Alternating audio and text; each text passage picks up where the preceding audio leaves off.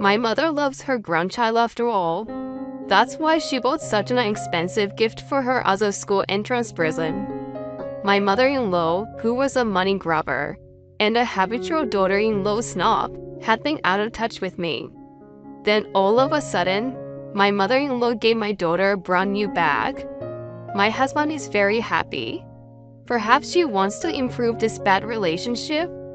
With that thought in mind, I took the bag out of the box. Wow, a pink bag? Give it to me quickly. My daughter shouts happily. The next moment, I took the bag to the kitchen and set it on fire on the stove. The fire quickly catches on, and the bag begins to melt from the edges. Mom, what are you doing? That's my bag. Hey, what do you think you're doing? My husband rushes to his daughter, who screams. He quickly puts a wet towel on the bag to put out the fire. My mother went out of her way to buy it for our daughter. What in the world have you done with it? My husband's face turned red, and he yelled at me. But I told him in a calm voice, "Did you see what's in the bag?" "What?" My husband looked at me with furrowed brows. I strengthened my tone and said again, "Just take a good look inside it." My name is Emily. I'm a 34 years old married woman, raising my daughter Lee, who turned 6 this year. My husband Benjamin and I came together through a somewhat unusual circumstance. I was originally a sales representative for a large company. One of the office clerks at one of my frequent clients was Sarah, who would later become my mother-in-law. She offered me a cup of tea whenever I came in, and before I knew it, we became friends, calling each other Sarah and Emily. And then, one day, she said to me, "Hey, Emily, would you like to meet my son?" I raised him with pride. I'm very proud of him. That's how I was introduced to Benjamin. He worked for a prestigious company, but he was gentle and not used to women. But that made him sincere, and I liked him. After that, we started dating very quickly. And since we were both of the right age, we decided to get married right away. Sarah, who is bound to be my mother-in-law, is a good person, and Benjamin is perfect. We would be happy. At that time, I was innocently thinking like that. But it wasn't until 3 months into our marriage that I began to feel a sense of discomfort. We put all of our salaries, except for each other's allowance, into a shared account. We agreed that we would pay our bills and save from there. I was doing just that, but all Benjamin has to put in is $1,100 a month. Considering where he worked, I would have thought he was getting more than double that. In disbelief, I decided to ask Benjamin about it. "Hey, Benjamin, isn't the amount of money you bring in every month too small? Is it possible that you're keeping a secret debt from me?" "No, it's not a debt. I promised my mom I'd give her $1,500 every month, so..." Huh. Benjamin's story went like this. Ever since he started working, he has been giving his mother $1,500 a month. Since Benjamin was living at home at the time, he offered to give it to her. Benjamin thought it was for the living expenses and continued to pay it. He said it continued even after he got married. What? That's not right. You don't owe your mother money, do you? That's true, but besides, you are already married and living with me. You don't even need to pay for living expenses. That's true, but my mother has a lot of needs too. Benjamin's father died when he was very young, so he was raised by a single woman. That's why their bond is so strong. I learned this after we were married. Benjamin's mother picked out everything for him to wear until he left home after we got married. He ate his mother's handmade lunchboxes for lunch. He couldn't rebel against anything his mother said, so he listened to his mother's advice on everything. In other words, Benjamin was quite a mama's boy. I was a little taken back by the story. But at the same time, I was thinking, I can't imagine what kind of a relationship I would have with both of them. I hope things will change a little after we got married. Thinking back, my mother-in-law was always dressing in expensive fancy clothes. I had no idea it was coming out of Benjamin's paycheck. In the end, Benjamin wanted to keep things the way they were. For a while, I had to settle for a monthly allowance of $1,500 for my mother-in-law. I also had enough income to get by for the time being. But that didn't last long, because I found out I was pregnant. Benjamin, who loved children, was overjoyed and took great care of me. Apart from the problems with my mother-in-law, Benjamin is by nature a very nice man. Whoa, Emily, I'm so happy. Is it a boy or a girl? Oh, Benjamin, it's too soon to tell. Now I have a favor to ask you. What favor? I want you to stop giving money to your mother. I won't be able to work when I'm pregnant and have the baby and raising the baby. We need all the money we can get. It's just not enough. I see. Then Benjamin got an impish look on his face, thought for a bit, and said, I understand. We need to start raising our children. I will put all the money in the house instead of giving it to mom.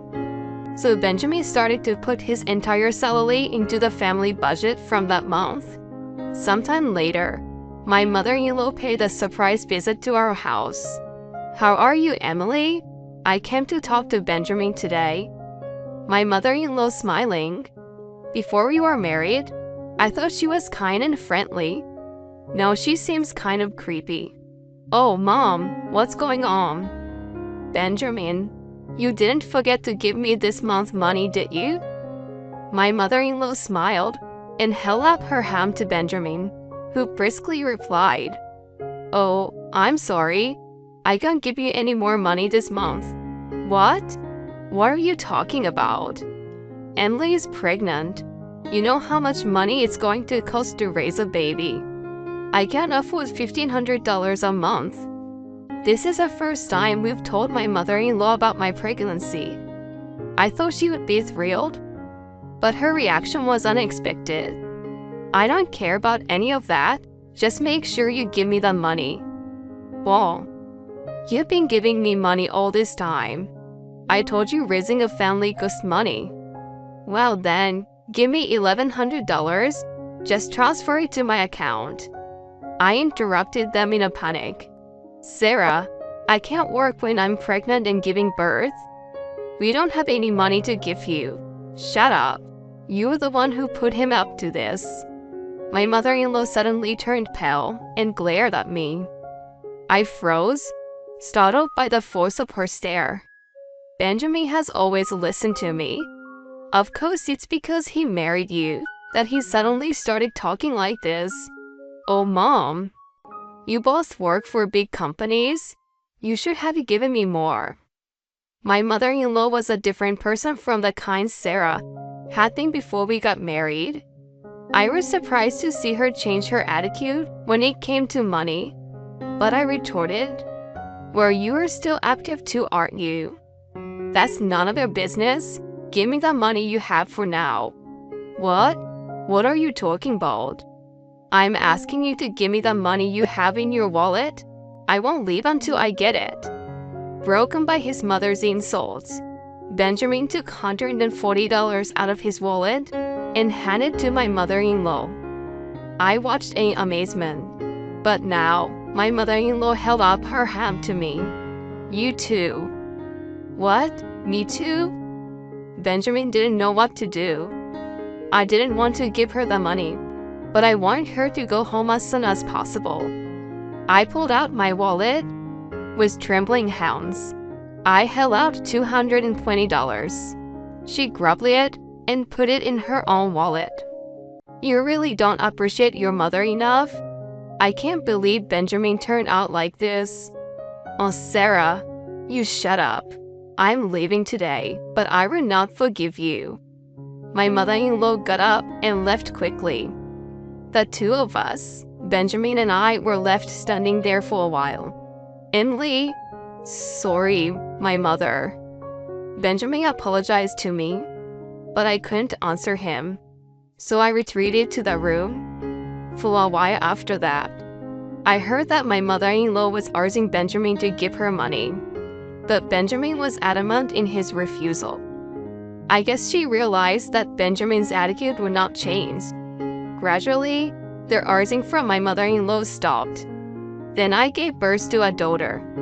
We named her Lee and worked together to raise her.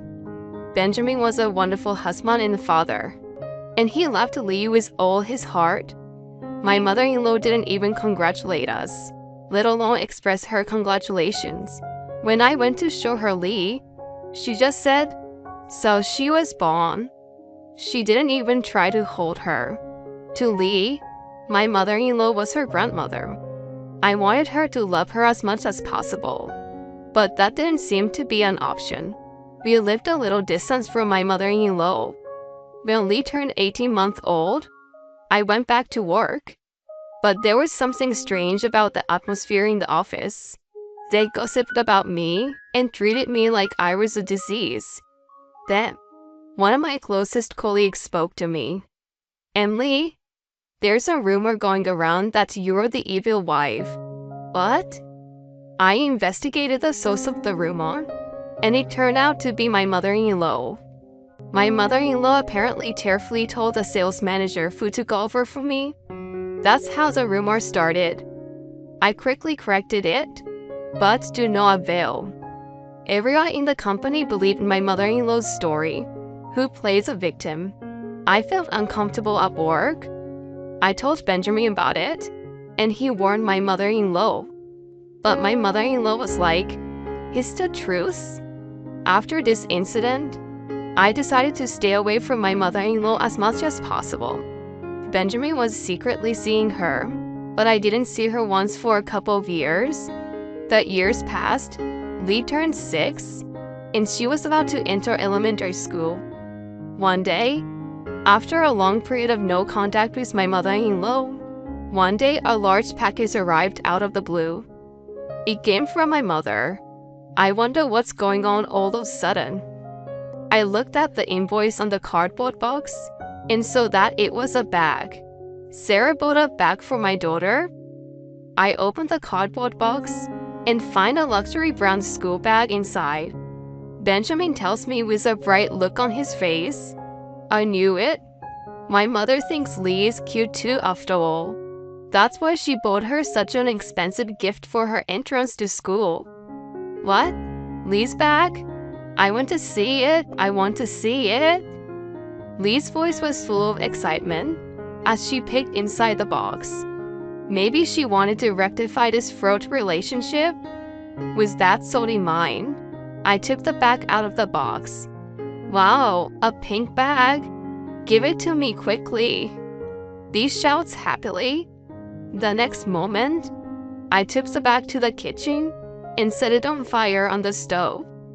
The fire quickly catches on, and the bag from the edges, it begins to melt. "Mom, what are you doing? It's Lee's bag." "Hey, what the hell have you done?" Lee screams, and Benjamin rushes over to her. Benjamin rushed to put out the fire by putting a wet towel on the bag. Mother had gone to a lot of trouble to buy this for Lee. "What in the world have you done now?" Benjamin's face turned red, and he yelled at me. But I told him in a calm voice, "Did you see what's inside?" "Huh?" Benjamin looked at me with a furrowed brow, and I said again with a stronger tone, "Just take a good look in it." "What in the world?" "Oh, ouch." Benjamin lets out a little yelp. At that moment, a trickle of blood ran down from his fingertip. "What the?" "There's a blade in that bag on the shoulder." Yes, on the shoulder of the bag that my mother-in-law had sent. There was something like a cutter blade in the shoulder of the bag. If Lee had been carrying it on her back as it was, there is no doubt she would have been injured. Why is there a knife here? And look inside the bag. Benjamin fearfully opens the bag.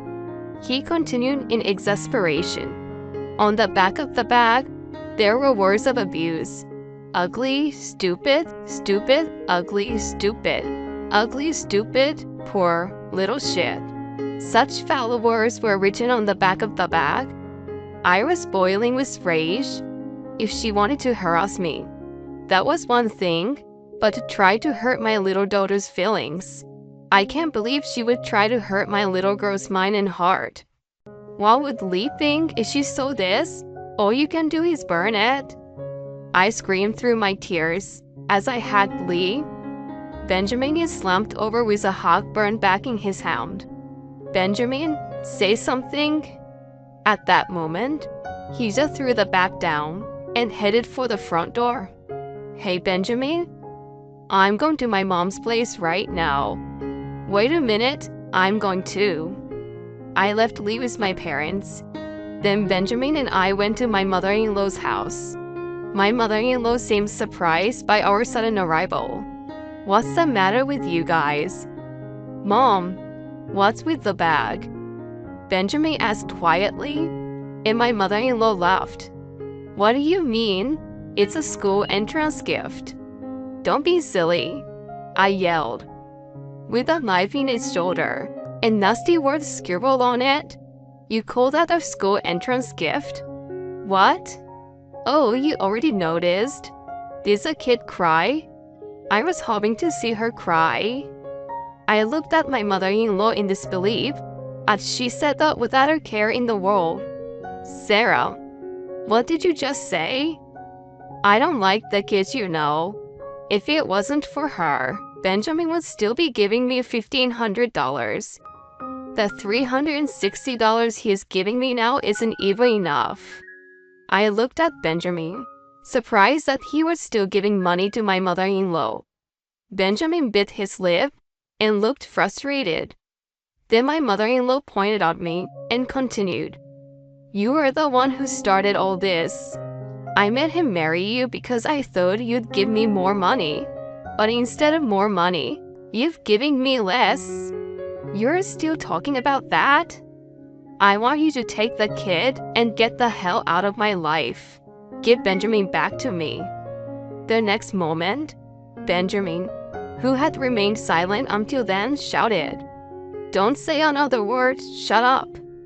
In contrast to his mother, who looked at Benjamin with a curious expression, Benjamin's face was bright red and he was shaking.